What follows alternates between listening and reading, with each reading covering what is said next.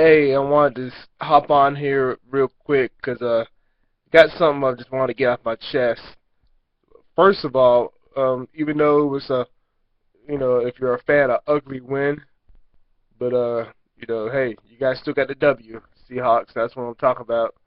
I gotta tip my hat off to the Seattle Seahawks because it's an ugly win, yes, but let's be real, it's a divisional game, and I mean the Rams were gonna show up at their home, trying to guard their home field. So it's going to be surprising or whatnot. Okay, yeah, well, how many ever sacks it was? What is it, 7, 8, 9, whatever? How many sacks? I think it was 7. I don't know. Russell Wilson. Okay, you have one of those. You have a game where this nothing goes right, but you guys won. So huge congratulations. I had to turn off the TV after the game with the analysts for ESPN, all of them, Trent Dilfer, Ray Lewis, Steve Young. It's like, really? Really? You guys want to jump on the Seahawks after a win like that, even though it was like a tight one? Okay, so the Rams had like almost 200 yards rushing. You had a backup quarterback that was really managing the game for the most part pretty well, and you're just going to go off into Seattle. But I understand because one of them said because they're expecting the Seahawks to basically represent the NFC in the Super Bowl. But still, this just go on them like, oh, they got to get everything together. Every team in the NFL, if you're going to win a championship, has one of those type of games. Think about the Ravens last year. They lost the game. They lost a handful of games one time, and I think in a row. I think they had a losing streak at one point. I remember they lost to the Redskins uh, last year. It was like, what in the world? That's with RG3, I think, leaving the game. So it always happens when you get just one of those particular games and just nothing goes right. But, if you're a Seattle fan, that's huge. And that's what I'm really talking about. Because, I mean, you guys, even though it was an ugly win, you guys take the win and ride out. It doesn't matter. You guys are 7-1 right now. You got the 49ers right behind you guys, but you still handle business.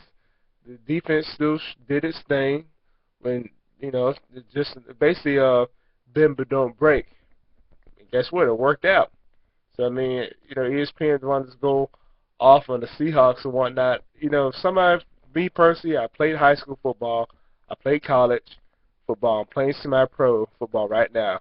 I'm not saying I'm an expert or whatnot, but my goodness, those type of games happen. My goodness, especially when you're trying to win a championship. They just happen. Okay, but, obviously being the news, you just want to just go off being quote-unquote Monday morning quarterback. And also being a business owner, too, this is one thing I've always learned is, you don't pay attention to people that are not going where you're going. And I'm pretty sure Seattle Seahawks has done a pretty darn good job of that so far because, again, like I just said, you're 7-1 and you're still rolling. My goodness, talking about, oh my goodness, gotta get this all fixed up. Or, man, please, it's like one game. And, they're professionals, so they will fix it. So, I mean, hey, you still tip your hat out to the Rams for playing a real good game, point blank. But, I mean, at the end of the day, Seahawks got it done. And then on top of that, you basically completed a sweep, as I think one anchorman said for SportsCenter, because with the Cardinals losing as well to the Red Sox, and now the Seahawks beating the Rams.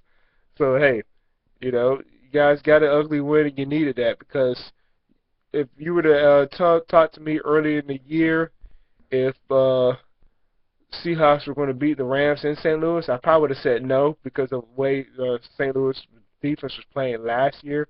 How they played tonight was how they were playing last year, and obviously a lot of you Seahawks fans know that too, even though they're in your division. But since I guess it's not playing well, injuries or whatever. But hey, it was bound to happen. One of those games was going to show up, and this so happened to be this night. But it wasn't their night; it was the Seahawks' night. So I'm just tipping my hat off to the Seahawks for just getting the job done, even though the analysts and sports wanted, I know ESPN wanted this to be all over them. Come on, man, one game? Nah, get out of here with that. So I'm just saying that just to get that out